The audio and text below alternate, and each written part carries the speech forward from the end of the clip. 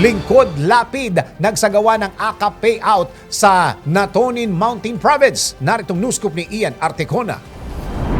Sinuong ng Lingkod Lapid Team ang paparating na Bagyong Marce at ilang landslides patungo sa Natonin Mountain Province para mamahagi ng ayuda nitong November 7. Katuwang ang Department of Social Welfare and Development Cordillera Autonomous Region, ang tanggapan ni na Senator Lito Lapid, Congressman Maximo Dalog Jr. at ang Provincial Local Government ng Mountain Province. Isinagawa ang payout ng ayuda para sa Kapos ang Kita Program o AKAP sa bayan ng Natonin. Ayon sa DSWD-SWAD, tumanggap ang nasa 502 beneficiaries ng kaukulang ayuda. Naglaan si Senator Lapid ng 1 milyong piso mula sa AKAP program ng DSWD. Sinaksiyan ang payout ng ayuda ni na Caroline Juliet Tibayan, ang kinatawan ni Senator Lapid, Florencio Balog-ang, Governor Bonifacio Lacquasan Jr., Vice Governor Francis Tauli, Sangguniang Panlalawigan members Ezra Samson Gomez, Natonin ABC President Henry Forog at Paracelis ABC President Roy Gamonac. Sa ngalan ng mga benepisyaryo, nagpaabot ng pasalamat si Governor Lacquasan kina Senador Lapid, Congressman Dalog at DSWD sa patuloy na pagsuporta sa kanyang kakailyan sa Mountain Province. At yan ang News Scoop. Ako si Ian Artecona, nagbabalita ng tama, naglilingkod ng tama.